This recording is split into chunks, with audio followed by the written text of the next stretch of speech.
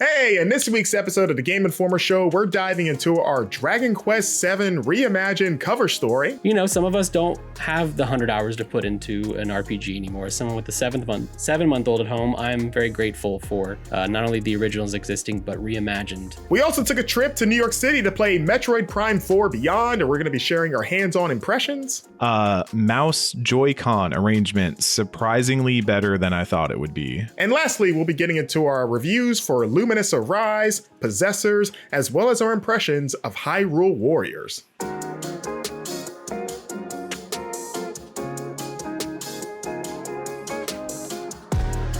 Hey everyone, welcome to the Game Informer Show, a weekly podcast covering the video game industry. Join us each and every week for a discussion of the latest gaming news, reviews, and exclusive reveals with Game Informer staff and special guests from around the industry.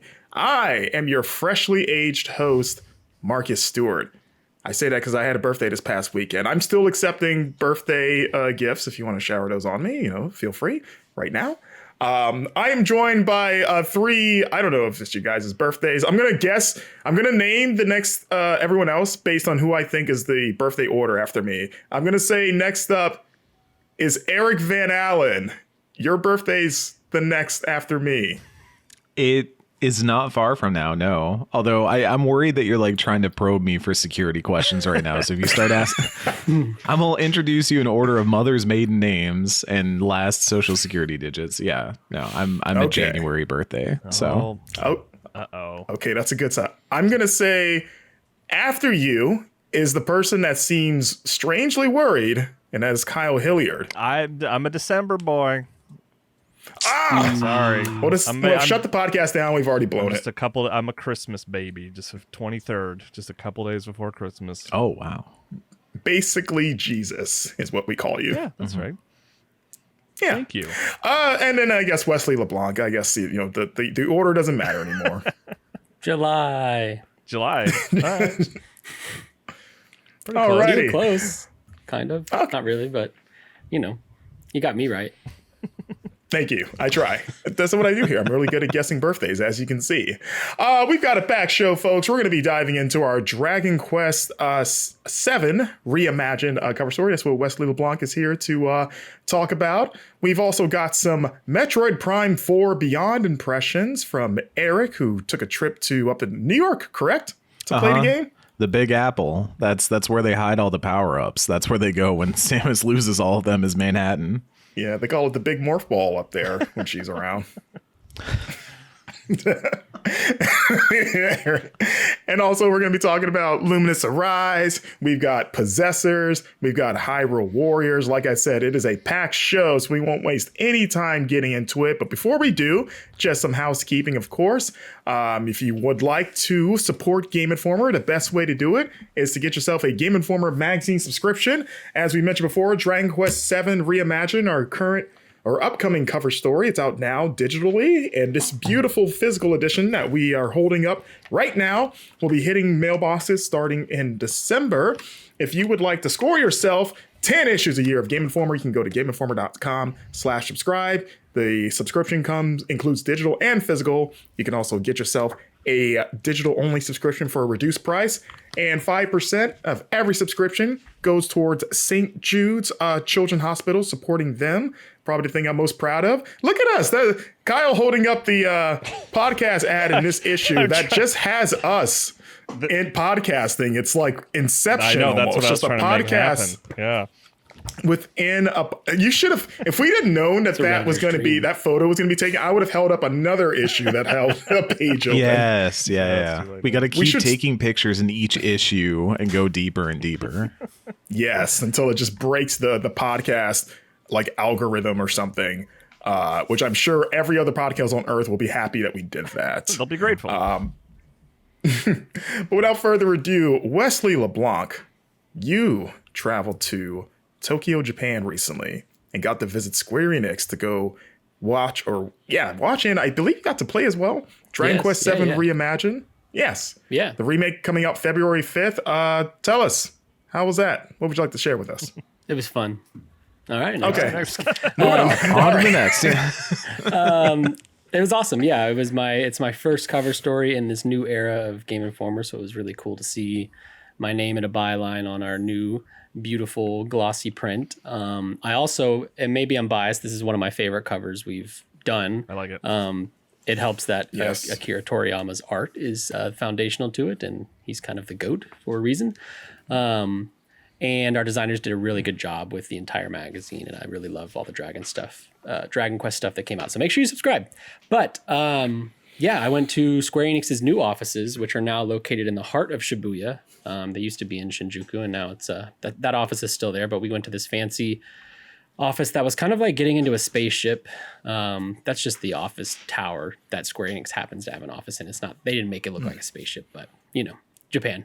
And You I know, we're played building about some 2 hours spaceships, of the of game. course. When I go to Tokyo, and I'm from Northeast Florida, and they just seem a little bit ahead of us, just a bit, Yeah, a yeah. skosh. Yeah, they have bathroom doors that go all the way to the floor. It's like they're living in the Yeah, year it's nice. I know. Yeah. 2500. And yeah, I played about 2 hours of the game and interviewed a ton of people from the team. Like we did more interviews than playing the game, which is kind of how I like to do cover stories because I don't want to spoil myself too much on the game.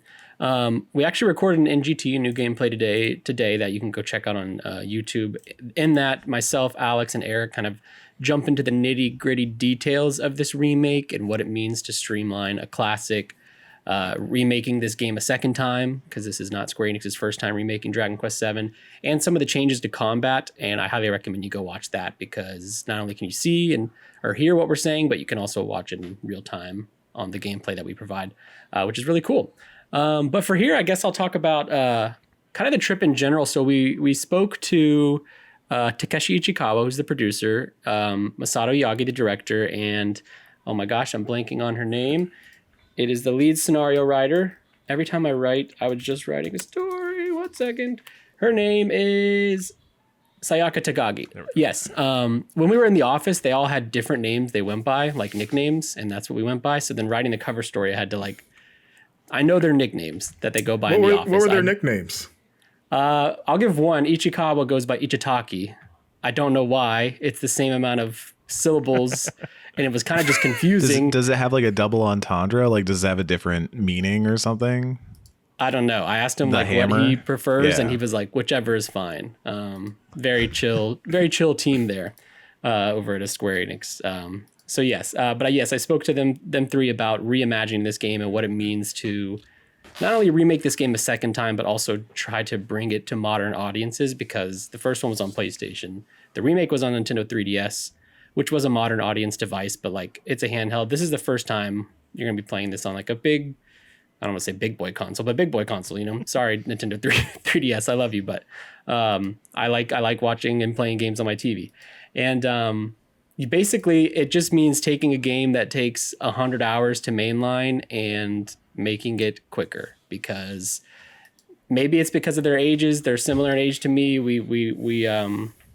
We agreed collectively that it's hard to find times for games the older you get during this cover story and talking with them. And, some of us don't have the 100 hours to put into an RPG anymore. As someone with a 7-month-old at home, I'm very grateful for not only the originals existing, but Reimagined coming, because it means I can probably beat the game in half the time. And I do like 7 a lot, and I'm excited to roll credits on Reimagined.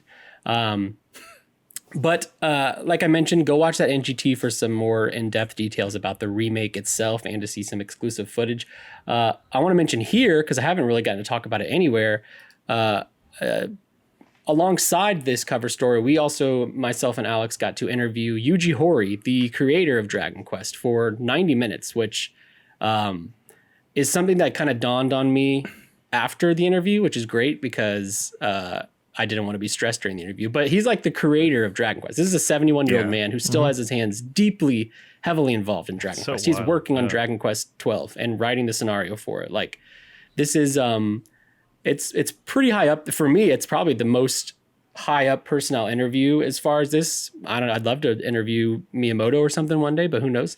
And it was a very terrifying, in retrospect, interview, because it's just a big figure. It's a legendary figure. But the interview went really, really well. It was a room full of people. I don't know if Yuji Horii just has an entourage that he brings with him. I think he calls it a but- party, actually. Yeah, sure, yeah. But yeah, it's time for his interview, and like 15 other people walk in, so it's like a room of 20, which is already kind of stressful for an interview. It's also on camera, so that's an extra element of stress. And Ichikawa, the producer of Reimagined, was next to him, so I had to, obviously I want to talk to Yuji Horii a lot, but I can't just let Ichikawa sit there and for 90 minutes and be like, when's he gonna ask me a question? So it was fun kind of dribbling back and forth between them two. And we're gonna have a lot of videos and stuff from that interview. But Yuji Horii is such a kind and humble and giving interviewee. He was just the most chill dude. And I think something that I realized like after the fact, with him being, he's 71, he's worked on this game since the 1980s. He's still so heavily involved today. It was really cool talking to him because I feel like most figures of his stature that you talk to today aren't as involved. So like they speak a little bit more broadly. I think about Miyamoto, who's now like a Mario producer, and obviously he knows Mario in and out, but like he's not going to be able to tell you exactly the same things that a director of a Mario game might, because the producer role is just different in that regard. Yuji Horii, we went down like every mainline installment and talked about the decisions made on this sequel, why 3 was the last of the trilogy, and 3 is always the last of a trilogy, why he decided to make the first 3 games a trilogy and so on, why he's even okay with Reimagined happening, like why are they remaking 7 another time, even though there's other games people want remade. And it was just really, really cool to talk to someone with so much knowledge about a franchise. In his words, it's his baby. He wants to work on it till he dies. And I think it was like a really fascinating look at a game franchise that has growing popularity in the West, I think, because of Dragon Quest XI. But it's on just a different caliber. Yeah. In the Japan, it has been big since the start. It is I'd probably say bigger than Final Fantasy over there, actually. Like Final Fantasy is probably what you think of with Square Enix. In Japan, it's Dragon Quest. Dragon Quest is like their franchise. And I'm really excited to see the growth of Dragon Quest over here in the West. Like Kyle mentioned, it started with 11, I think. We've seen these remake projects, the 1, 2, 3 HD remakes. I think it's all culminating in Reimagined in terms of taking and picking what they like best from 11 and 1, 2, 3 HD 2D remakes and putting it all together in Reimagined with this new doll-like diorama aesthetic that really makes Toriyama's original art sing. I think that's there's a something photo that I think is in this issue where you have a photo of the dolls, the physical dolls that they used for the characters, that I think is like super cool. Yeah, they're like, we say dolls and you probably think of like a Barbie doll sized or figurine or something, but they're like 2.5 feet tall. They stand like pretty big on a table, and they are so in depth and detailed. Like the materials on them, they showed us like the little templates that everyone was using and like the cloth designer and like the chainmail for Sir Mervyn. Like it's all there and it's all finely detailed, and they took super high quality 3D scans of these dolls and put them in the game. So like you're controlling the dolls on like a 3D skeleton, but like it's the dolls that I saw in person that we see throughout the game, and I think it's really, really cool. They spent a lot of money on the dolls. I won't say how much because I don't know if that was on the record or off the record, but it was a shocking amount made locally in Japan. And something that was interesting is with the box art for Dragon Quest, that's where you really see Toriyama's art in the earlier entries, because obviously whatever he draws on a page is not going to translate to an 8-bit or 16-bit character. The vibes are there and stuff, but it's just not, it doesn't work. And I think around 7 and 8 is kind of where Toriyama's art really started to come through in the games. I think this is probably next to 11, I'd say probably the most Toriyama's art has really come to life. And I think it's really cool. It's kind of a shame he's no longer around. Rest in peace. I think it'd be cool to see his thoughts on this game. But as for the dolls, it's because the box art for 7 and Toriyama's original designs, for whatever reason, he drew everyone shorter than usual. Like the monsters, it's all kind of like this smaller world scale. And for whatever reason, it made Square Enix think of like dolls and playing in a dollhouse. And if you go watch the NGT, you can see not only do these characters look like dolls, but the enemies that we fight, they look like toys, almost as if you're bashing together your action figures in your backyard. And then the diorama map kind of looks like Expedition 33's, kind of adds to that more playful fantasy maybe I'm playing with some action figures in my backyard aesthetic, and it all really works well for me. The game is a cozy, warm adventure with some dark moments, but ultimately it's about these kids coming of age on an island hopping journey and maybe getting in over their heads and figuring out how to prevail over evil. Very classic stuff, but I think what they're doing in Reimagined really hones in on that warmth and that coziness and just having it, just feeling like a joy inside of you when you play it, which I think is kind of where Dragon Quest's bread and butter is compared to other RPG series. It just feels good in the heart to play a Dragon Quest, and I think Reimagined really sings to that. When's it coming out? Oh, yeah. Is it next year? February 5th on PS5, Xbox Series XS, Switch 2, which is cool, and Switch and PC. Yeah, I don't know if Square's doing exclusives anymore. I was just laughing how you phrase that because you're like, yeah, Switch 2, which is cool, and then like, and Switch, which very much says like, And which isn't Switch. cool. Yeah, It'll be fine. I'm sure it'll be fine, but now we know better. Yeah. We know what lies out there for us. But yeah, that's there's so much more to talk about, and like I said, our NGT gets into that. I have already like 15 stories written for our online month of coverage. Some are up, some are not. If you are interested in this game, subscribe, check out the digital issue, get the physical issue in your mail, but also like keep an eye on GameInformer.com and our YouTube channel, because we have a lot of content coming up that I think will get into the more niche and gritty details that I'm not going to wax on about here. Nice. Well, awesome. That's Dragon Quest 7. And also, it just dawned on me during your conversation that we've somehow managed to get this far, and I don't think anyone has ever referred to you as Dragon West. Ooh, I'll take it. Yeah, so that's going to be my name for you for the rest of the month. So Dragon yeah, West 7 Reimagined. I'll cut my hair one day and come back reimagined. Have you ever had shorter hair, Wes? Or has it always been long? I did my senior year of high school. My grandma paid me $300 to cut it because she didn't like it. And What? In high school, $300. I was like, yeah, sure. I'll take it and then now. I grew it out again because I love it.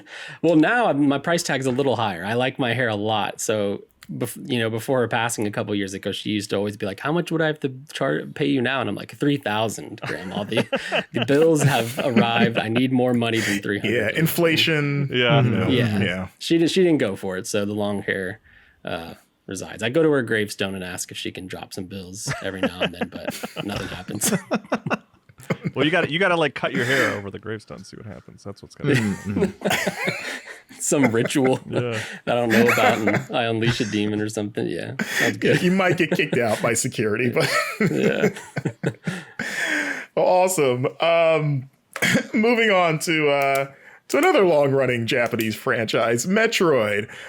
Eric, as we mentioned at the top of the show, you went to New York City recently to play some Metroid Prime 4 Beyond as part of a big preview event. Also, the second one this year, because there was the Switch 2 event where Metroid Prime 4 was also playable. Did you go to that one as well, or is this your first time playing Metroid? I did not go to that one. The first demo that we played at this preview event was apparently the same content as that. So I did get to see that slice, granted on a more recent build of Metroid Prime. Obviously, at this point, we're getting real close to the date. So, but yeah, Metroid Prime 4 Beyond. I feel like with this series, you always have to kind of drop your credentials a little bit. I was a Metroid Prime player from the get-go. That was my introduction to the series on the GameCube, was Metroid Prime 1 and 2.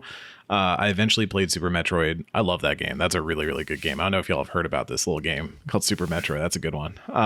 And kind of dabbled in the spiritual successors of the franchise since. So I went into Metroid Prime 4 kind of just curious. I was the one who pulled Excalibur from the stone on this one to go on this trip. And so I was like, I'm going to go in with an open mind, see what it's about, and just kind of get a sense of, is this something that's, I think, going to appeal to a lot of people? And my resounding answer coming away from it is that game's really good. And I really want to play more of it, like whenever soon possible, because it is very Metroid Prime. It looks and plays about the same as you would expect from Metroid Prime Remastered. I mean, it looks really good on a Switch 2. It runs smoothly on handheld and on docked. I saw maybe like a hitch or two in world transitions, and that's about it. It looks really gorgeous. The fauna and everything, like you are on an alien planet. Everything's weird. The jungle biome that we got to explore was really, really fascinating. And obviously it does the Metroid thing, introduces you to the game, gives you all the powers, takes them all away, start at square one. And the big thing this time around is the psychic powers that Samus has. So if you look on the box art, you can see like a purple crystal embedded in Samus's helmet, like right above the visor. Oh, like Mega and Man that X is style? how she... Yeah, a little bit. Like you get these like this diamond there, and that is what controls these psychic powers. So at first you can just do some basic like telekinesis where you're solving puzzles by kind of grabbing a stone and moving it down, or like grabbing an orb and moving it somewhere else. And that stuff is interesting. I think that they do some interesting things with it, but it's not the most compelling new puzzle mechanic. The one that really got me is you get the ability to use a psychic charge shot, which means you charge up your blaster and then use your psychic powers to control the charge shot as it moves through the area. And so I literally in gameplay referenced Wanted, the curving the bullet around the room that they do. Everybody on the pod just nodded at the same time, like, yes, Wanted, that movie we've all seen.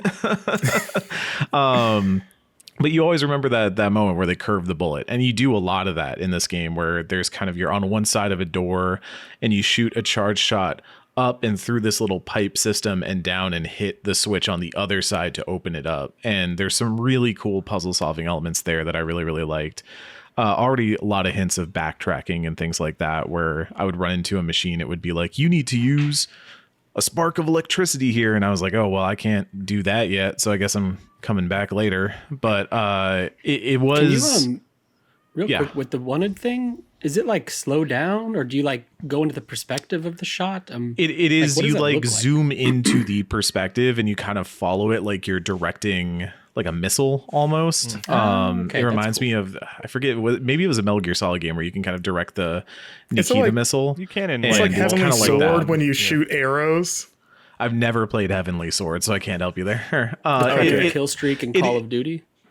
Okay, yeah, it's a Predator drone. Yeah, sure. No, it's it is the quintessential video game, like you are tracking the shot. It is a little bit in slow-mo, though it is still in real time, because there are things that will happen, because there is a boss, one of the bosses that I fought in the demo, where it has kind of shielded weak points, and you need to knock the shields off and then hit all the weak points in one go, because if you try to normally shoot them, they will regenerate too fast.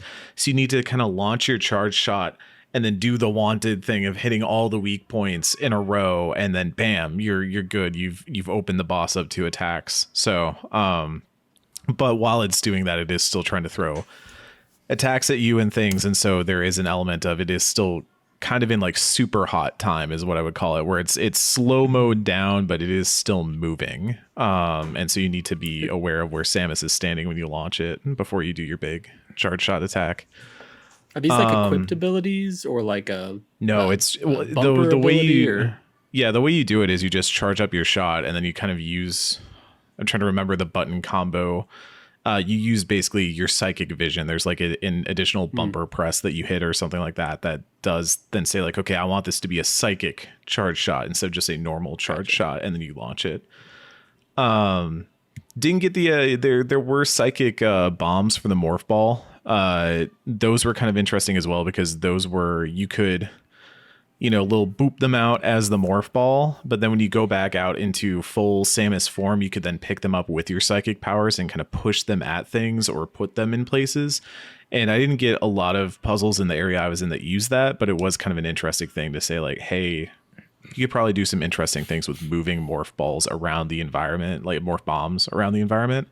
Just a lot of like kinetic moving and placing that I thought was a really interesting direction to take all of this, compared to Prime. I normally associate with using your visor, and the visor is kind of your constant guide and your constant puzzle solving ability. And whenever you're stuck in a room, you pull the visor out and you start scanning everything. There's still a lot of that, but it felt like it added an extra dimension of interactivity with a lot of the elements in the area, just being able to do stuff that wasn't just shoot thing or morph ball through tunnel or whatever, or hit it with missile. Now you kind of have this psychic stuff that adds a different element of puzzle solving you have to think about. Sure. Are you feeling pretty positive about the psychic power so far as an addition? Yeah, I think so. Yeah, it's an interesting dynamic to take those powers, and I think it adds a lot. I wasn't really missing any other like I'm sure there will be other standards of Metroid arsenal attacks throughout the game, beams and the like, but I could see this with just the psychic powers doing some pretty good stuff. The other weird note, the loop or the psychic powers like new to this preview. I feel like I'm being. They've like, shown Samus like opening and closing doors. They've shown some of it. Yeah, okay. This They was announced just like it at the last Nintendo Direct, I think. The last time it was really featured was when they announced the psychic power stuff. yeah. Even This like is the box just like art, you mentioned we the get the hands purple on. diamond. I'm yeah. like, is this a Berenstain thing? Because I swear that purple diamond was not there, and now it's. Remember, everywhere. they added remade this whole game like at a certain point. You know, they kind of like. Yeah. But I don't think they really showed anything from it when Bandai Namco was still making it. Yeah. I think it was like when DK Bonanza, when they first showed the box art, it didn't have Pauline. Oh yeah. And then after they announced her, they added her in there. Maybe, Like, oh, okay, yeah. I guess that's yeah. But yeah, it's awesome. it's Did got. you get, I wanted to sorry. bring up one other thing. Did y'all play the campaign of Halo Infinite? yes. Game Informer's you remember Game how of the they- Year? Oh yeah, okay. I wasn't here Y'all for played that. that campaign. I would then. find out. I was not present for that. I was not. I voted against that. Thank you, Marcus. Thank you. I Yeah. cannot take the heat for that. Shout out Inscription. That's my game of the year that year. I was not. I was I'm not being present rude for to that. Infinite. I actually had quite a good time with the campaign. Yeah, I liked Infinite too. Oh, this is getting into let's not open that can of worms. Yes. Yeah. But you know how Infinite was like, hey, let's have a kooky, goofy engineer who pals around with Master Chief, and so Master Chief can be all stoic and kind of doing Master Chief things. And then there's this other guy who's like, Master Chief, what, you gonna go give the Covenant another bomb? And like doing like, all the I'm kind gonna of die. That's exactly what he sounded like. I remember. Yeah. they do that with Metroid Prime 4 Beyond. There is a thank kooky engineer character who I wanted to take a screenshot because there's a part where he's standing next to Samus, and I wanted to put it in the preview with the caption, me with the 6'5" international or intergalactic bounty hunter baddie I bagged by being a little goofy, because that's like the energy they have is like Gomez and Morticia is like he's just kind of like this. I'm an engineer. I do funny things. Isn't that funny, Samus? And then Samus just kind of stands there like It's like that not saying Kate Blanchett, anything, and Taika he's like, Waititi "Oh, okay." Image, you know, picture I'm talking Yeah. about. Eric. Yeah. With the hella. Yeah. Yeah. Is this It's that energy. Yeah. yeah. Is this character a human? Yes. Yeah. You actually see his face. He is a member of the Federation. Space Federation Force or whatever. Yeah. Yeah. You see his face before he It's a 3DS helmets game.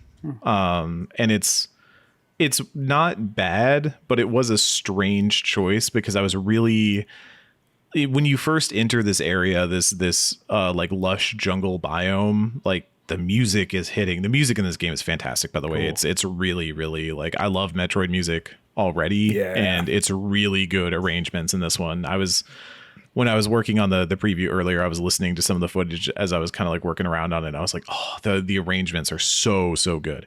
But I was like in the zone, and then all of a sudden you just kind of have this guy that's following you around, and you run into an alien. And he's like, watch your back, Samus. They're coming over the walls. And I was like, I don't know if I needed that. I don't dislike his presence, but I kind of hope that that's a one-off thing and not a recurring thing for the entire game, because I do think that has the chance to become grating.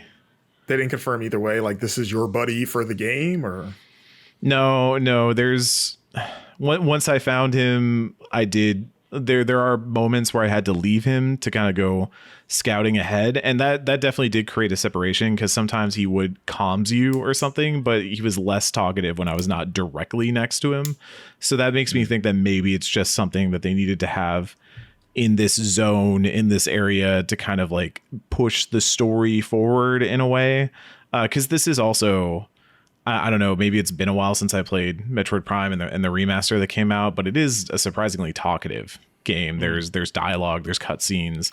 Samus is not really talking, but other characters, like you'll get into an area and then they'll like talk to Samus and be like, "Oh, thank goodness you're here. There's space pirates out that way. We got to go stop them." If I remember correctly, Metroid Prime 3 was the first one that even had spoken dialogue, right? Okay. Yeah. So I was just going to bring it up. It sounds like Prime 3. Yeah.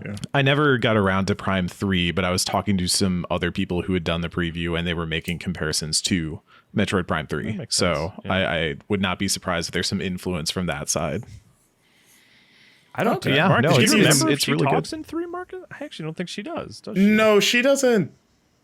I don't believe she. I think wasn't what was the one after 3? The one that people that was the first Other time M. she Yeah, talked, she's. Yeah. Doesn't shut up in that game. From what I remember, she doesn't talk in 3. I think it's kind of like everyone's just talking to her and around her. Yeah. And she does not talk in 4 either. I did not hear any Samus dialogue, which is it's weird to be like, does she talk? But that I do think they kind of play off that a little bit with the talkative guy of, her being, strong silent type and then him kind of being like trying to do jokes and them not really landing and stuff like that. So it's all right. Cool. But that's got to be the payoff for the end of the game where he says a joke that she actually chuckles at.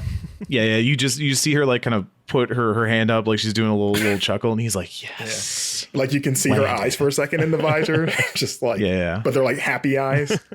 One other note, I played on as many different control schemes as I could. So I played handheld. It was a really good handheld. Played Pro Controller, obviously works great there. Mouse Joy-Con arrangement, surprisingly better than I thought it would be. Okay. I think that has already been demoed in the past too, but I went in as a skeptic who thought it would be kind of a novelty, and I came out of it like I could see valid reasons for why people would play it that way. I'll probably still go Pro Controller because that felt the best for the locomotion, kind of doing some of the morph ball transforms and then pop outs and stuff like that. But for actually aiming and shooting, I really liked using the mouse controls. It felt really good. You're still like locking on, right? Or is it, or you have more free aim now? You are locking on, but there are several areas, and they show you this early on, where there's a door that you have to lock onto. And you have to stay locked onto the center, but then kind of free aim out to different corners of the door to unlock it. So you kind of lock into the middle and then boom, boom, boom, boom. And there's a lot of that happening, especially when the action gets a little bit more frantic. You'll kind of end up in situations where you're locked onto something and then maybe you want to hit an enemy that's charging at you to the side. Instead of unlocking, you can kind of just quick flick over and shoot at it and then go back. And I felt that was really smooth. It made the game feel really interesting. It's kind of weird to get used to because I had to stop. I wanted to either just solely aim with the mouse or solely aim with lock on. And I had to kind of get my head around using lock on to generally aim at where I wanted to go, and then using the mouse or the right stick to kind of do precision stuff in the moment. But it reminded me of Splatoon in that way. If you ever played with motion controls in Splatoon, where you would kind of use the right stick for big movements of the camera and then kind of flick for smaller adjustments. And I think it works. Cool. Yeah, I like that. Did you get to use the motorcycle? Oh, please. That's a better question, Marcus. I like yours better. Oh, I'm sorry. Did not get to see the motorcycle. I asked, and there was no motorcycle gameplay for us to see that day. So no comment on the motorcycle. I was also bummed about that. I saw the giant standee they had of Samus on the motorcycle, and the amiibo that I think is out now of Samus on the motorcycle, but I myself did not get to.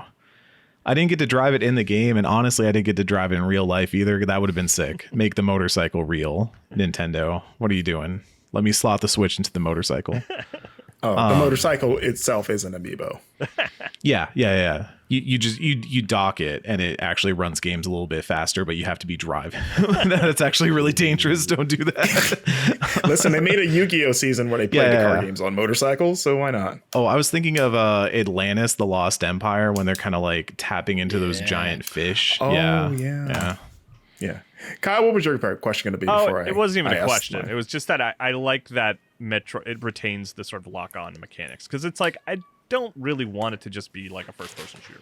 I like that it kind of has its own sort of feeling, you know?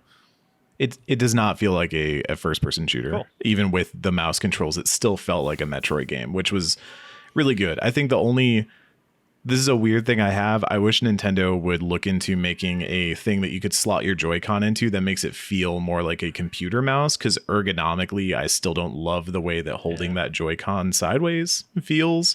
And I'm sure I'm not alone in that. So I kind of hope that there's something somewhere in the pipeline, or, you know, somebody out there with a 3D printer is making something that you can just slot in for a more ergonomic mouse control. If that came out, I would probably like genuinely consider playing this game with a mouse. Yeah, I'm excited. Awesome. Yeah, December 4th, if I remember correctly. Yeah, big day. Not far away along. After waiting an entire console generation, it's finally almost here. I can't wait. Well, you know, sounds like, you know, this game you want to lock in on, but there's been plenty of those this week, namely the game we're going to talk about next, which is Lumines Arise. Kyle, your review is now live on the site. Yeah. I've been playing a lot of Lumines Arise myself. I'm actually I'm like on the last like stage in the sort of the campaign right now. I'm playing the crap out of it. But yeah, talk to us about Lumines Arise, Kyle. Yeah, it's good. I think I give it an 8.75. I really like Lumines a lot. Like, it is second to Tetris for me in terms of like favorite puzzle games. I think I can't. It's the best PSP game. Yeah, absolutely. I mean, that was like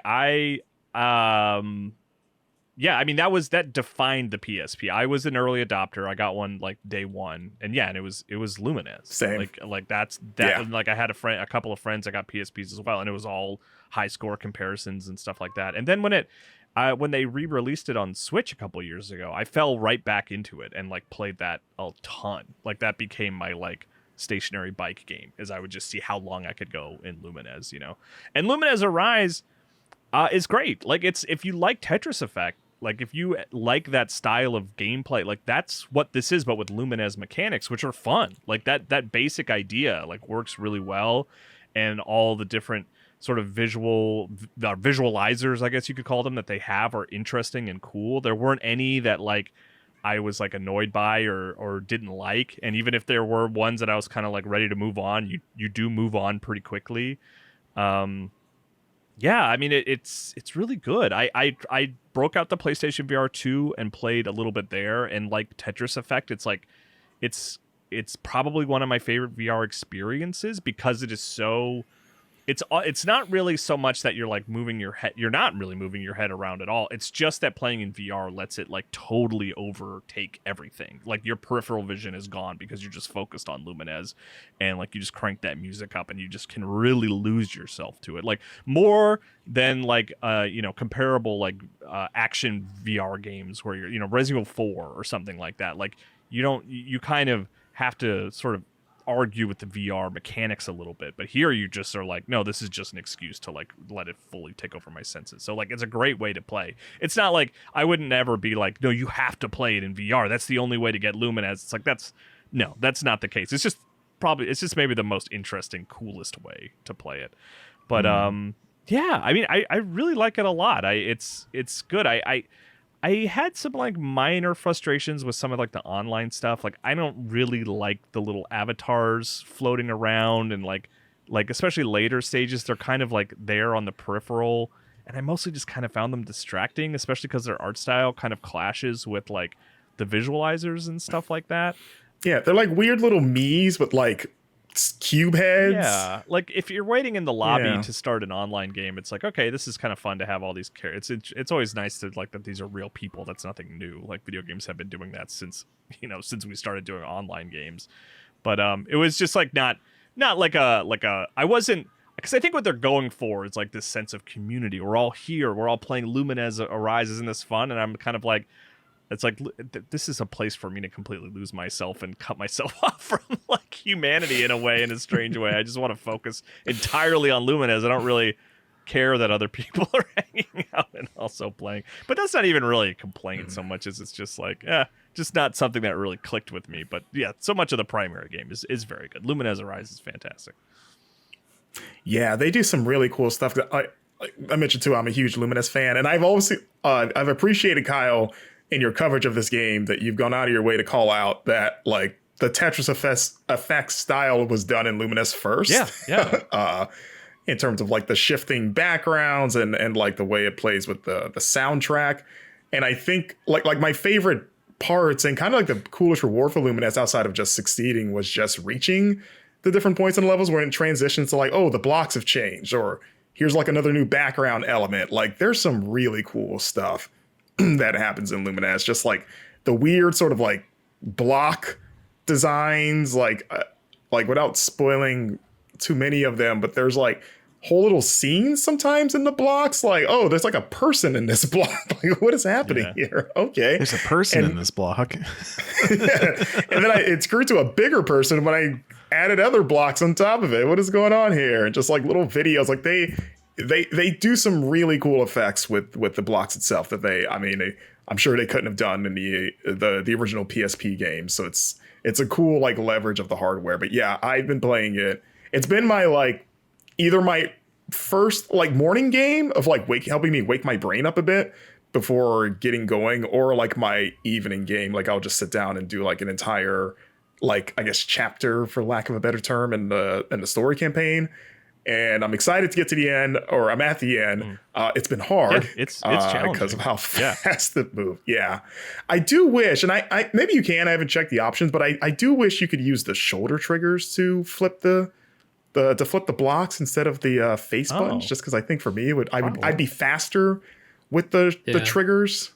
But maybe you can. I haven't actually looked in the options to see if you can remap the controls. From the console side, I think you could. Yeah. I don't know if you could. Yeah, I'm playing on PS5. Within Lumines, but on PS5, yeah. I guess I agree, because I just use X. I don't use same. O. Because like I can just go faster rotating in one direction than both. But let me tell you the glory of using a fight pad for these games, of using like a genuine fight stick to play these kind of rules. Like I highly recommend it. Yeah. Look, a fight stick can work for any game you want it to work for, because it's just a controller. That seems like. So if you want to play Silk Song on a fight stick, you can do that theoretically. I guess I just like. I think I would struggle with it. I've always played with face buttons, like, so I don't think I could switch to shoulder buttons at this point. But like, I mean, the motion of like moving the block over, taking a whole elbow motion versus like a thumb motion, it just seems like it would slow me down. I don't know. It's just you can little flick true. back and forth. Yeah. Also, I have a leverless fight pad, so that has like actual fight buttons on the other side, like arrow keys, and it's the new wave. It's good. Awesome. Yeah. And Kyle, what was your I forget. Oh, what were you gonna say? I was gonna say I have. I'm really enjoying Lumines Arise. It's my first Lumines, and I have a couple quick questions to ask amongst some people who know this series. I've mostly just two questions. You don't need to know the lore. You can skip right to Arise. It's fine. You didn't miss anything. That's what I was wondering. Yeah. What the heck am I supposed to do with the block that is like red, blue? Sorry, my dogs are barking. Red, blue. It screws me every time. Like I have. Do you mean kind of cross? I guess. Like yes. X? Yeah. Okay. They fill in the gaps when you do have like an L shape and you need to fill in that last square. You want to. They're kind of good for those that just drop it in there. Yeah, because they cascade down, right? So when you hit something and it's a block, it won't stay a block. Like the other side will kind of move down to fill empty space below it. Yeah. So you can kind of use that to get some interesting angles on stuff. Yeah. There's actually... Okay, good. I will look into that. There's actually a pretty... I don't know if you've dug into it, Wes, but there's a pretty thorough like tutorial. I don't remember where it is in the menus, but like they give you... It's in missions. Okay, yeah. They give you... I've done some, but it wasn't as fun as Journey because it doesn't have all the fun it's not visualizers. Yeah. But I'm reading I need to go back into missions and like play through them because apparently it's... The word missions does not evoke tutorial to me, but apparently it is the tutorial. That's what it is. With some challenges. Like, and it also like gives you sort of high level, like, because like you have the little L blocks, and then that are like 3, and then let's think, and you can. There's like a strategy. I mean, strategy feels like such a big word for what is like a simple move, but like you get into the rhythm of using those to make squares if you have just like a single loose block and like you line up that, and like that's the kind of stuff that those missions will sort of walk you through, and then you also get like points that you can use to unlock like avatar stuff, you know, and Lumipon. Yeah. So like it's worth it. So I didn't do a ton of it because I was kind of like because I'm like the best Lumines player in the world. I'm like a professional. That's what people are saying. Yeah. I've been hearing it too. That is entirely not true, to be clear. But I do have history with the series. I've been playing it since PSP, and I love it. So I didn't really, it was telling me a lot of stuff I'd figured out. But I'm sure even like the much later missions, I'm sure would have stuff that it would help me. So yeah, good game. Yeah. I gave it an 8.75. And then one more question. So whenever you go to the next stage, it just retains all the building you did from your previous stage when you beat it. Are you guys able to like get that down? I feel like I beat every mission almost at the top, and then it's like next mission, and it just gives me my same board full of stuff, and it's just like an insta kill, and I'm like, this feels bad. The game doesn't boo you, but when you fail, it's like, oh, and I'm like, okay, I don't need this in my game. They don't boo. They're not angry. It's just disappointed. Yeah. Yeah. There's usually an escalation and then a de-escalation of it, because like this is also my first Lumines, but I played a lot of Puyo Puyo back in the day, that Puyo Puyo Tetris on Switch, and there's a lot of that where you're kind of setting up, because that's how I like to play, is I like to set up like cascading like scores, so that way when I clear one block, everything falls, creates more blocks, and that kind of thing. And so you can kind of get into a rhythm, and you have that new mechanic that I forget what it's called, but it's burst. Like the burst time, where you can just do huge clears, and then that'll really help with just reducing it all down. Yeah, that's my get out of jail card when I that's what it's for. Yeah, that's like that's the strategy for using it. Yeah. Yeah, but to answer your question, Wes, that has not happened to me because I'm really good at this game. I'm always. So. Okay, so I just gotta. So what you guys are telling me is I just need to get good, as they say, to understand Lumines. I want to. I love it. Part of this game makes me just want to turn on Tetris Effect because that's like one of my all-time favorites, and I know Tetris very well. But I'm also intrigued by learning Lumines because I know people love it, and it's very fun so far. I'm so bad at it though. Yeah. I mean, what's nice is that if you do fail, like you start from the same board that you were at, but you get a fresh slate. Yeah. Kind of. This is my one nitpick with the game, and I had to learn the hard way. There's continue and there's restart. Yes, I hit restart because I just saw the word restart, and that just takes you to the very beginning, and I was like, no. Yes, yeah. I mean, Wes, it does tell you underneath I'm not reading. what it does. Like there is a sentence that says. So I made the same mistake. They do lay it out. Yeah. It's Final Fantasy VII Rebirth all over again. I think FF7 Rebirth was like the worst offender with that, where it was like, would you like to continue, replay, or retry? And you're like, what do you mean? What gets me through this game faster? That was my question. Exactly, yeah. Awesome. Well, some might say that to succeed in Lumines Arise, you got to play like a man possessed. But there's another game that centers on possession. No, it's a good transition, damn it. It's very good. You nailed it. I totally understood it. That was good.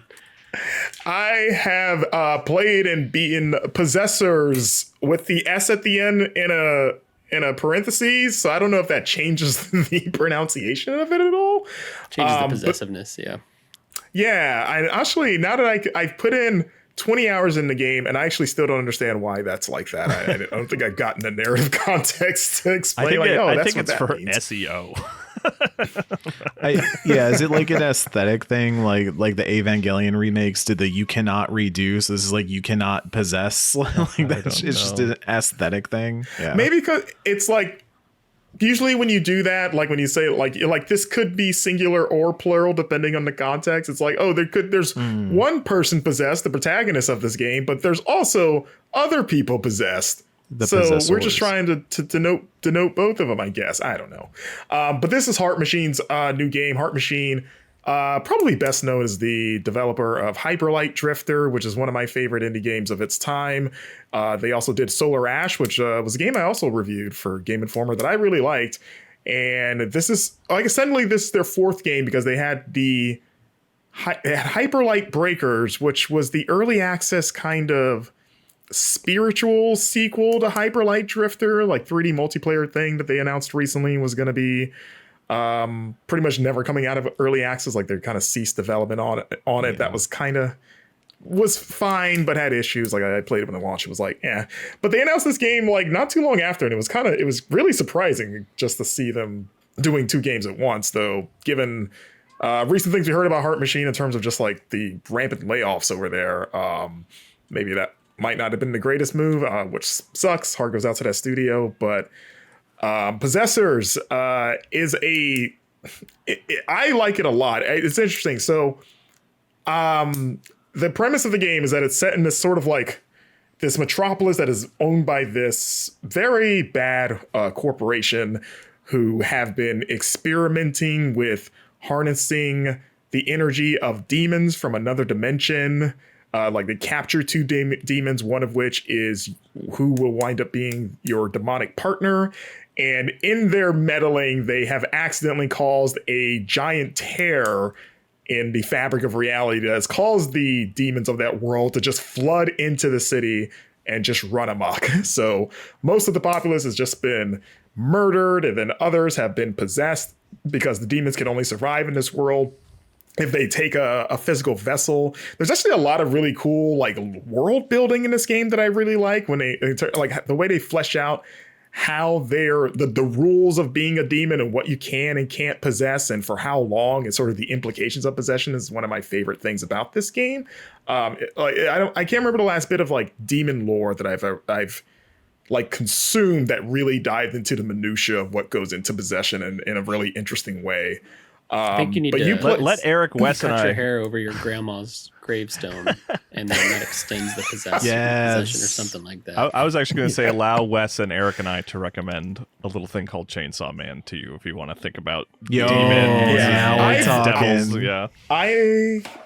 Hold on a second, because I have it within arm's reach. You guys might find. Oh, nice! Yes. I've recently joined the cult. Congratulations! Season #1 down there. Yeah. It's good so far. I like it. It is good. But you control a 16-year-old named Luca who gets messed up during this invasion, like just loses both of her legs in a demonic attack and watches her best friend get killed by a demon. And right before she's about to bleed out and die, she encounters another demon named Rem, who is also been just brutalized somehow, and he proposes a deal saying, hey, we're both basically about to die.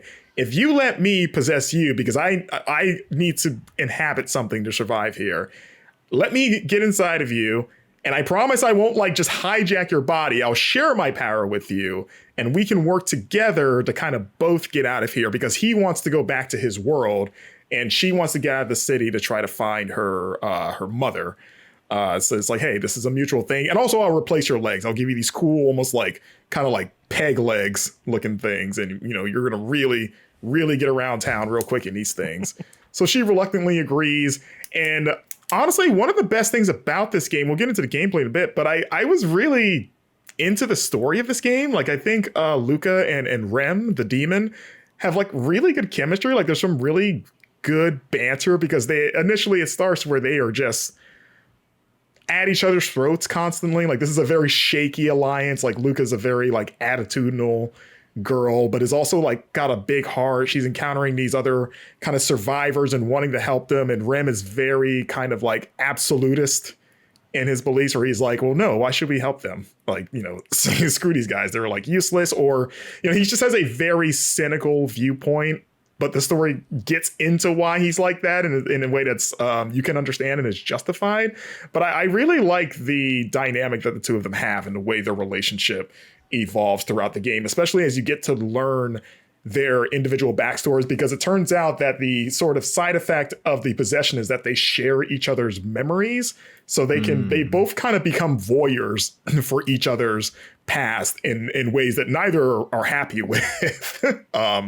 Like, you know, they'll be watching each other's kind of like past memories leading up to the invasion and just being like, why are you here? Like, I don't want you to see this. I don't want you to know about this. And, you know, I would rather this be secret. And then them kind of trying to establish like, what is the line between what we are allowing the other to see? Like there's some really good stuff there that I think is pretty cool. There's something in the water, because I feel like there's a lot of games coming out with this kind of general concept where it's two people, one body. And I don't know where it started, but Bloodlines 2 had that set up. Cyberpunk 2077 had that set up. Batman Arkham Knight had that set up. Like, there's something going on. What do we not know? What started all this? Was it Drakengard? Did Yoko Taro's Drakengard start this all? Yeah, I think you're pitching a top 5 for a future issue. That's a good one. Top 5 2 brains 1 body video games. That's actually a pretty good top 5. And number 1 is Yu-Gi-Oh, of course, because the Pharaoh and Yugi share a body. Yeah, it's not a video game. Marcus. Oh, I was gonna say it's was it Mario and Luigi Bowser's Inside Story, because they're both inside Bowser and controlling him, so I think that counts. I'll write it down. We'll figure it out. Yeah, right now. It's funny. Yes, A quick aside on that topic. One of the games I was catching up from earlier this year was Blade Chimera, which is another search. What do we call it?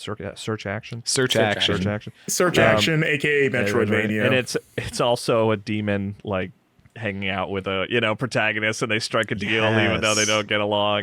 But it's there. By the way, Blade Chimera seems pretty cool. It seems pretty standard, but in a complimentary way. Ninja Gaiden Ragebound. Another game where you have is that also a 2 brain 1 body game? Yeah, it is. Yeah, I'm on to something. Yeah, it only works if they don't get along. They can't be on the same page. Yeah, they can't be agreeing on everything. No, you need the Johnny Silverhand dynamic in there.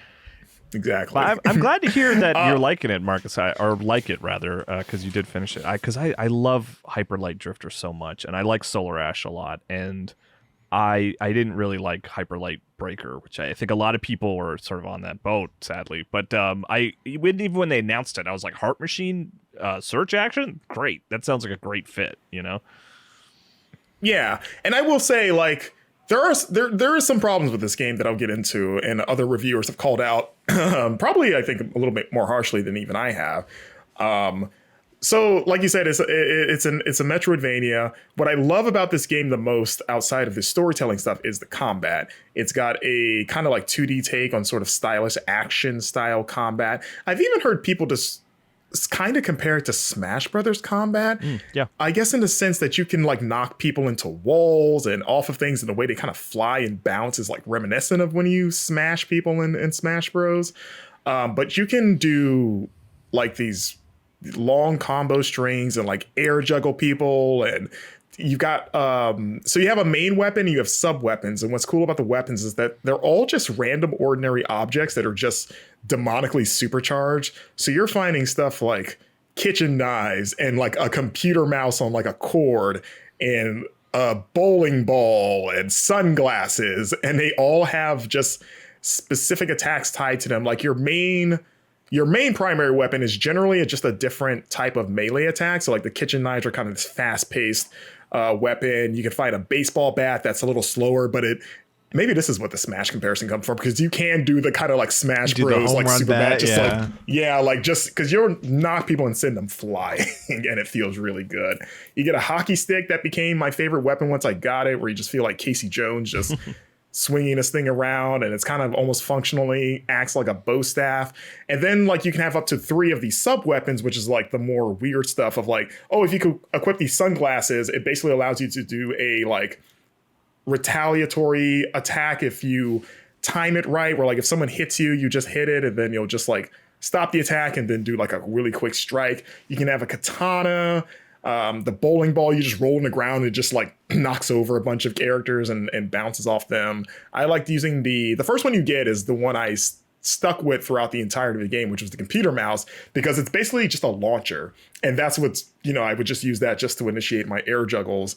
And so like that's super fun to use. It kind of feels like almost like Kratos's Chains of Chaos, if you could just think of it just having this ranged weapon that can just whip and hit like multiple enemies at once and send them flying up. Like the combat's cool, and you can equip by upgrading all the weapons. You can add these kind of passive augments to them that all have like just little perks where you can do some like light class building and maybe change up your loadouts depending on what you're fighting, of like, of this one lets me gain health every time I do a dodge, or this one increases the attack speed of my weapons, or whatever, like stuff like that. Though I kind of like once I got like halfway through the game and had enough stuff unlocked, I kind of settled into my chosen loadout and didn't find a ton of reason to change it up, just because you can beat anything with anything if you're good enough. And I settled into something that kind of fit my playstyle to where I never really had to tinker with much once I had enough to work with. The other big thing is you've got this whip that I really like. Like, I'm a sucker for games that let me have any sort of like Scorpion style get over here move.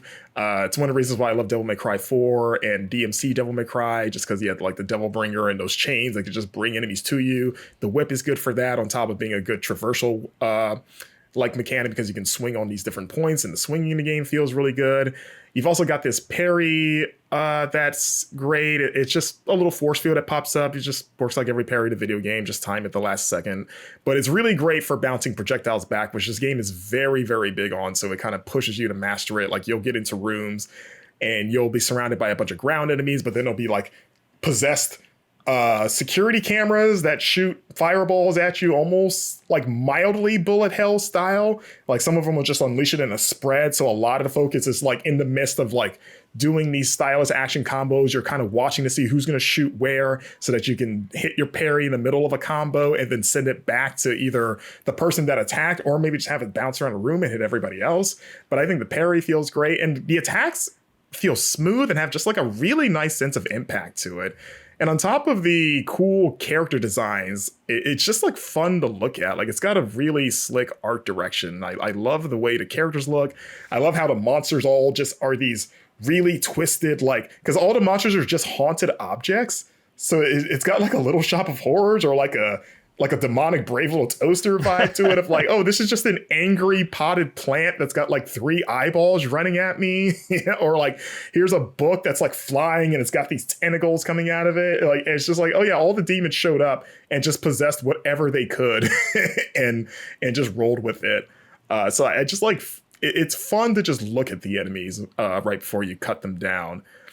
The biggest problem I have, sadly, is Heart Machine's approach to Metroidvania exploration.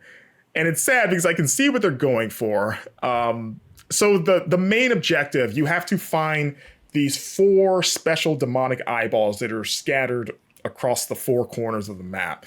The map in this game is quite large, and the game allows you to go after any eyeball in whatever order you choose. And that's cool. But the problem is that and it's something I guess I think I took for granted until I played this game, is sort of the skill that comes in knowing how to funnel players towards the necessary Metroidvania upgrades that you need to unlock other parts of the map. Like, there's a real art form to letting it feel like you're free to explore, but also subtly pointing you to like, okay, we need you to get the morph ball now. Like, now this is going to open up. We need you to get it at this time. And it sometimes it doesn't even feel like it's like necessarily scripted, but you're like, oh, I guess I needed to get this now. I didn't realize that I really didn't have anywhere else to go until the game told me to get this. And because this game's a lot more open, the core abilities, it's hard to find them. As weird as that sounds. Like, you will go, I have spent long stretches of the map just exploring. And like, the first couple they kind of give you relatively up front, but then the rest you're basically on your own. Yeah. And so you will choose, like, I think I'm going to go for like the north eyeball and go through a very, very, very lengthy track to get there, only to hit a wall. And you realize like, oh, I guess I'm not ready to be here. Like, I see like a weird crack and it's like, I know I don't have an ability that deals with that, but I just kind of assumed it would give it to me along the way instead of letting me get this far. Yeah. and so then you backtrack like, well, maybe I just missed it. Maybe I'm wrong. And then you'll search around as best you can with what you have and realize like, no, I guess I'm not seeing it. And it also doesn't help that there's, some paths are hitting behind like breakable objects. Like most of the time it's like these wooden planks that you can smash through. But the problem with those is that they're supposed to be hidden, but they're hidden too well. Like they're a little, they blend in with the environment too well, where you really got to look. And then once you discover that you can break them, it makes you go like, oh my God, how many of these do I think I've missed? and the enter is probably quite a few. And so it becomes a very tedious exercise of kind of like running around trying to figure out like, okay, what am I supposed to get next? Like, what is the ability that the game wants me to get next? I'm not really sure. And tack on that the kind of the stretches between checkpoints is pretty long. Like there's not as many checkpoints as I think the game needs, and there's even less fast travel points. So usually I think it's just like one per biome, and the biomes can be pretty big, and it looks bigger than it appears on the map. Like it's kind of like when you look at the map, it doesn't look as bad, but once you're running through it, you're like, oh no, this is huge, because the map is actually pretty. It's not like it doesn't give you like a complete sort of like picture of how like the true structure of a zone. It kind of gives you like the bare minimum of like, here's just a square, but that square actually has like 2 floors of like enemy infested level or like, and then also like a tricky platforming segment. So the run backs in this game can be pretty rough, especially because it has the Souls-like thing of, oh, you died, you need to go get your currency from where you fell. So that was my biggest thing, was just like, I don't think I've ever been this lost playing a Metroidvania before, where it's like, you want to feel like you're lost to an extent, but like a fun loss of like, man, I don't know where I am. You like that sense of like, okay, I'm in this weird place. I don't know if I'm supposed to be here, but I kind of like that. But this crosses the line into like, but no, seriously, guys, am I supposed to be here? Because you're letting me go further than you probably should if I'm not supposed to be. And then I hit a point where it's like, no, you missed an ability that I think I'm supposed to have. And then you start to wonder, like, maybe I'm just using the abilities I have already in the wrong way. Maybe I can get past this. I don't know. I feel like any other game would have just put me in front of the thing to get over this. So I've seen other reviewers really take the game to task for that, to where I think I'm on the higher end of on the review scale right now from what I'm seeing. So yeah, that is, like if you don't want to deal with that, like I don't know if anyone's ever had that problem in a Metroidvania. I never have, so it was a weird thing to run into. But I do think, like, fair warning if you want to get into this. But maybe look up as much of a problem as that nudges is from a walkthrough, maybe kind of. Yeah, I think honestly. I think of the direction of the game, because you made me think of Animal Well almost right away, where like Animal Well was about finding power-ups and discovering the ways in which they would kind of move you through the environment. But that was like that was the main thrust behind Animal Well, was like puzzling and discovering, and it was almost more of a Puzzlevania, to butcher the genre name further. And it sounds like here it doesn't feel like that's the main driver. Like they don't kind of want you to be staring at puzzles and scratching your head, but kind of moving forward at a cadence, and it's hitting some friction there. Yeah, like there's no puzzles in this game, right? This is an action game. Yeah. So yeah, that's, like I said, I love Animal Well, but I think because it has that, like I said, the conceit was that. But yeah, that's not the case here. So it is an issue that I wish was better. And it's the reason that the score is what it is, because I give it an 8.25, and I really couldn't go higher than that because of it. As much as I love the other elements, I love the combat, I love the story, I think the art direction is very strong, but just the kind of messing up the core, like the core blueprint of a Metroidvania, like having kind of messed it up that roughly. Like it still didn't dampen my enjoyment once I figured out where to go. I was having fun again, but the search for the thing to get you to the next fun thing, it really wore me after a while. And even when it wasn't just actively searching, I just think the run backs are a little too much. Like I think it just needs like a few more checkpoints or fast travel points to try to expedite some of that stuff, especially when you want to revisit areas, because you can put map markers down, but you only get like 4 and they're really vague. So it's even hard to denote like, okay, I guess I'll use this exclamation mark to mark that I think I need like a jumping thing to get here. But I also still need to remember that this is even a platform, because the map doesn't show like, it doesn't show really, it doesn't just show that level of detail. It's just like, here's a giant rectangle. And then put your marker maybe in the middle of the rectangle, and that might roughly be where you think you were before. It's no Prince of Persia: The Lost Crown, is what you're saying. Absolutely not. No. You know how Prince of Persia added the screenshot thing that was like, I think everyone in the industry was like, this should be in every Metroid sort of inspired game. Blade Chimera, which is funny to recall this because I think this game came out earlier this year, has the feature where pretty early on you can just unlock the ability to fast travel anywhere you want, anytime you want. And I'm like, that's amazing. I don't think I want to play more search action games without this. It's like that Breath of the Wild moment where you're like, well, I can just fast travel anytime, wherever I want, as long as I found the place. I can just like go there. Like, it's not, Breath of the Wild still had like points you had to unlock, but yeah, nice thing about Blade Chimera, which is good and I quite like, is like pretty early on, you just select a spot on the map and you can just go there anytime you want. That's sick. Yeah. I like that. Yeah, there are a lot of times I was like begging for that when I was like, okay, I need to go back over here. Man, I got a trip ahead of me, I guess. But yeah, like I said, everything else, though, I think is done well enough for me that it carried the rest of the score. Like I said, the story, like the stuff it gets into, especially in the nature of like, a lot of the story revolves around relationships and like toxic relationships and what does it mean to be in one? And when do you realize that you are in one and when should you get out? Like that was like a surprise. Like, I did not think this game was going in that direction, but it handles it really well. So like I said, I think if the exploration was better, this would probably be closer to a 9 for me. Cool. Yeah, I love Heart Machine so much that I do want to spend some time with it despite your frustrations. Yeah. Yeah.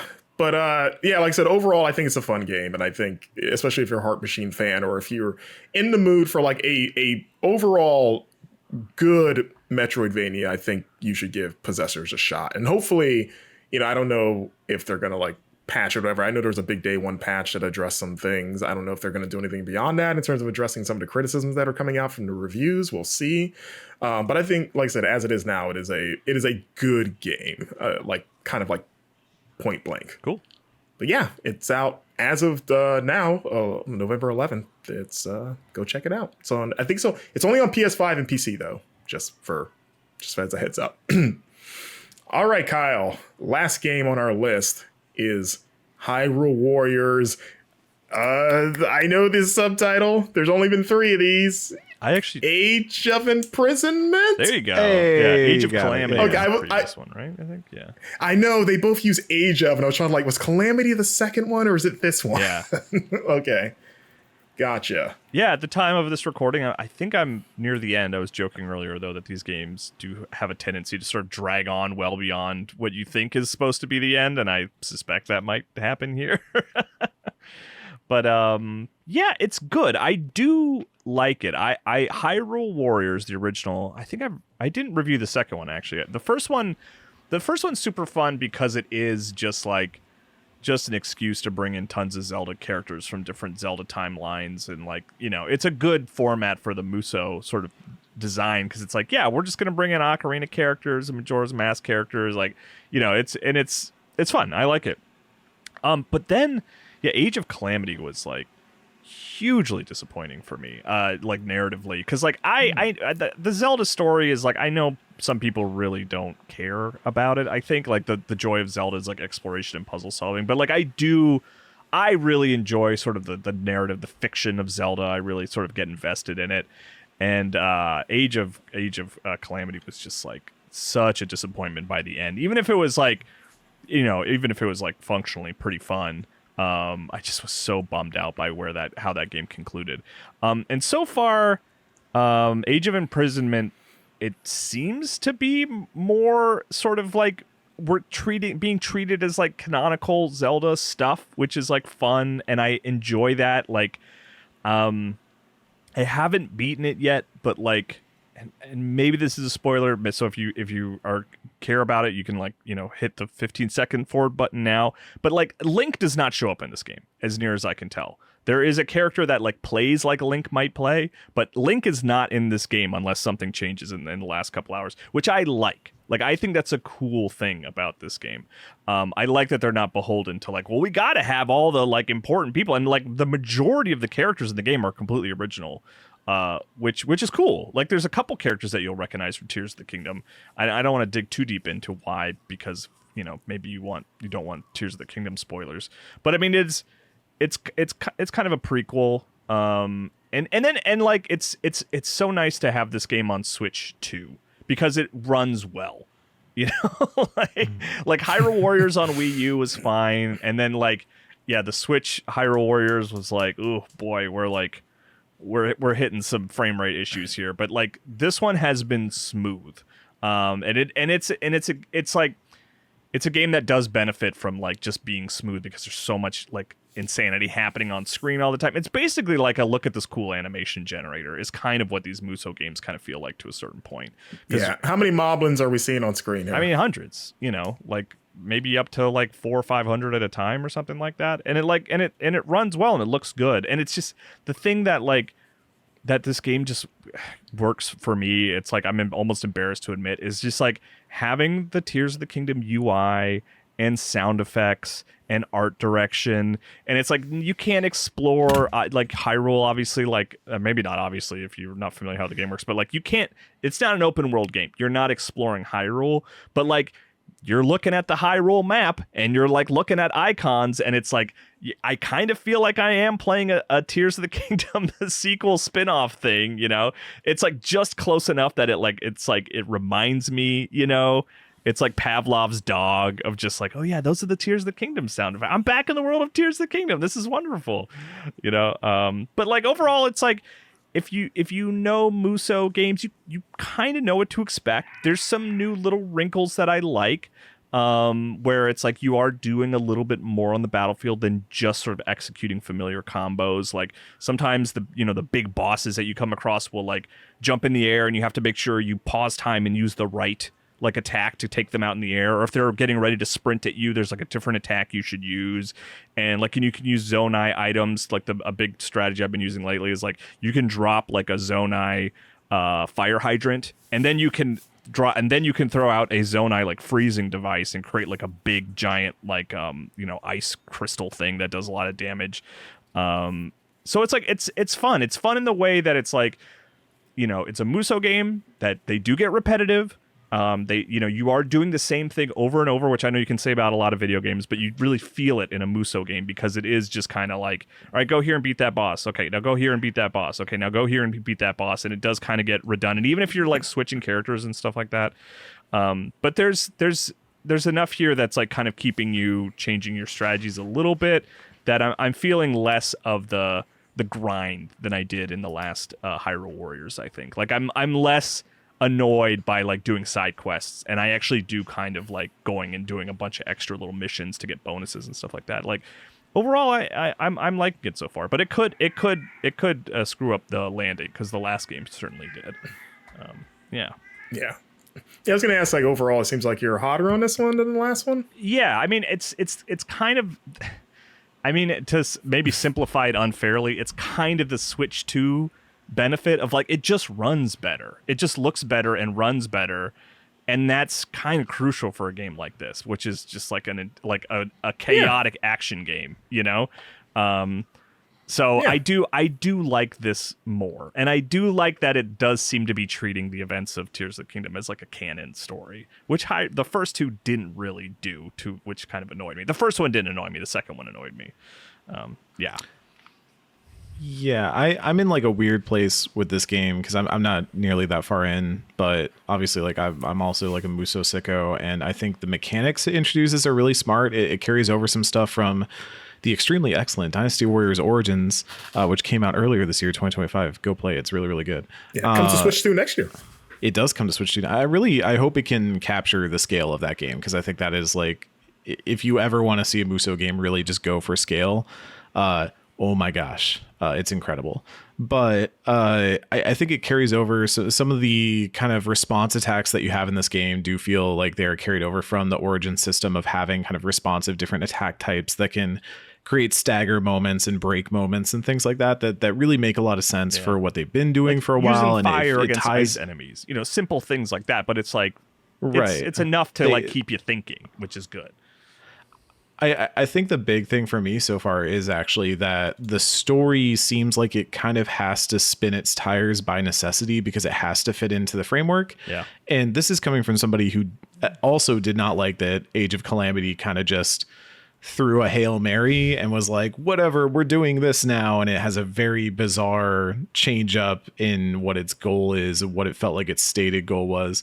Here, it feels like Age of Imprisonment almost kind of has to color within the lines, and it almost feels like an overcorrection where it feels a little bit too safe at times, a little bit like they're going like, oh, we know what's coming. If you've played Tears of the Kingdom, you kind of know how all this plays out. So we're going to stick within that. And it's good for those slice of life moments between some of those characters. I really like seeing characters like Zelda and Minoru like hang out and interact and Rauru and all them. But I don't know that it's like, I almost kind of wish that it would just be the Hyrule Warriors 1, where it's like, oops, all Links, oops, all Zeldas. Here's Linkle. Here's characters from Link's Awakening, because we can do that because nobody cares. Here's Midna just thrown into there. There's like 3 different Ganondorfs or whatever. Like, just have fun. Yeah. And I play I a really Skull like Kid the and pull Nintendo. down the moon. It's fine, you know. Yes. Which is like I love really that. like that stuff. Yeah.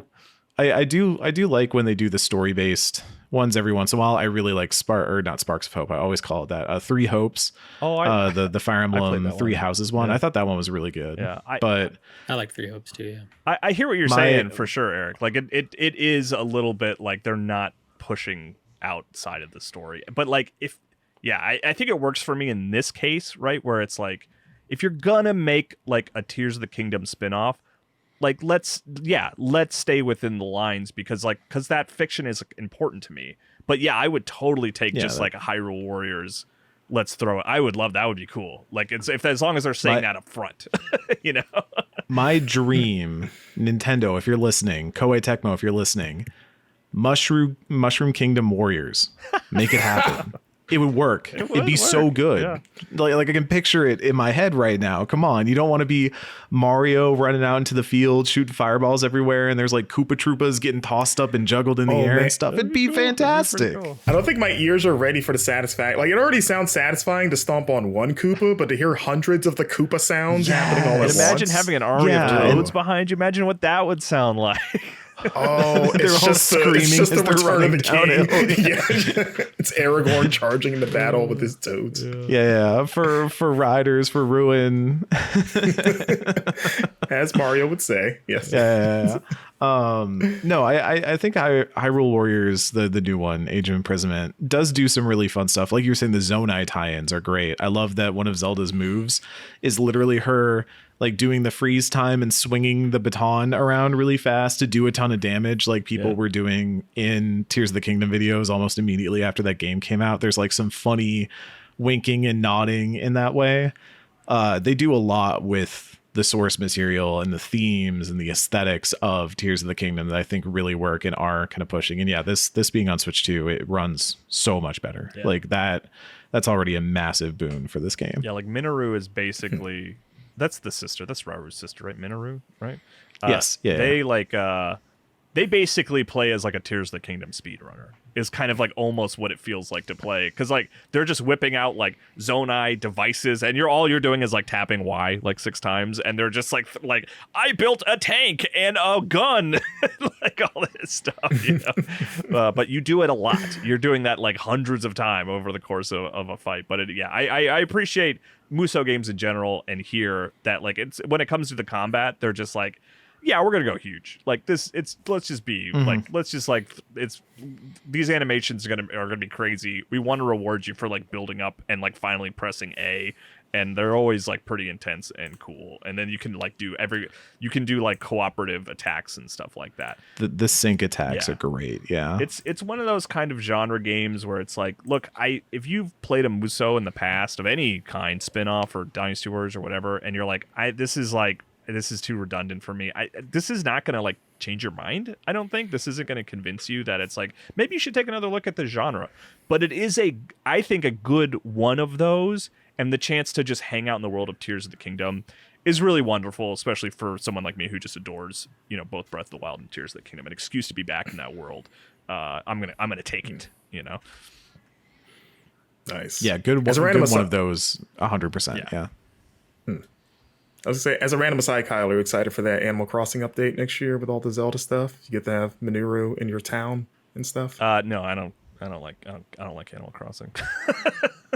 Oh, okay. Sorry. This isn't going to do it. This isn't good enough to bring you back. My daughter Well, will she made an she Animal will play it Crossing. and she'll show it to me and I'll be like, hey, that's cool. But man, Animal Crossing is one of those games you get every time there's a new one. Like the 3DS one was like, everyone in the Game Informer office is really into it. I was like, oh yeah, let me get into this. And I played it for like an hour. I was like, oh right, I don't like this. and then the new one came out for Switch, and everyone's like, the pandemic is killing all of us. We all have to get together and play Animal Crossing. And I'm like, you know what? You guys are right. This is gonna make me feel good about what's going. And I bought it, and I was like, I played it for an hour, and I was like, oh yeah, I don't get a lot of joy out of this kind of game. Yeah, you said I would rather get COVID than play this game. Yeah, I ripped off my mask and went outside. No, definitely one of those I get that why you love it and why it's so why people get into it. I've watched my daughter delete her save 3 times to replay that game over and over. But I'm just the act of collecting things in a video game is not something I like to do. I don't find that enjoyable. I don't even loot, All right, and that concludes Kyle's TED Talk on Animal Crossing. Yeah, and here's why I don't like a Fire Emblem. No, I'm just kidding. Well, that'll wrap up this week's episode of the Game Informer Show. Thank you, everyone, for listening or watching, whether it's on YouTube or Spotify, Apple Podcasts, all that good stuff. Once again, subscribe to the magazine, GameInformer.com/subscribe. 10 issues a year delivered straight to you. We've got Dragon Quest VII Reimagined. Physical issues hitting mailboxes next month, and the digital edition can be read right now. Otherwise, be sure to follow us all on social media. Can be found at Marcus Stewart 7. You can find Eric Van Allen at CMusi. You can find Kyle Hilliard at Kyle M. Hilliard. And you can find Wesley LeBlanc at Wesley, what is your social media handle? Wesley LeBlanc. Wesley LeBlanc. Oh, okay. Well, there you go. Right there. You nailed it. In the Kinda, name. yeah. Also, streaming update. Taking a breaks on streams this week just because several of us are out of the office on trips. So Super Replay, if you missed last week's episode, we won't be back till the following week. Same with our normal Wednesday stream. So stay tuned for that. And of course, by the time you're hearing this, we'll have already not streamed. But just in case you were wondering why we were absent, we just didn't do streams this week. I was like, wait a minute, I guess so. This is airing after we would have already not streamed for the week. But yes, don't panic. Oh, yeah, that's true. Is the message. Yeah.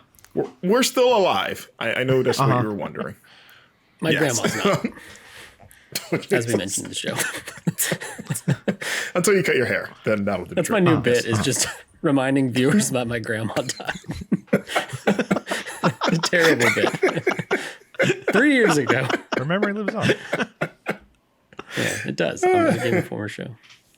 All right. Well, I think it's time for this podcast to die. Thanks for everyone. Thanks for watching, everybody. And now you got me giggling. Gee. All right. We will see you guys next week on the Game Informer Show. Bye.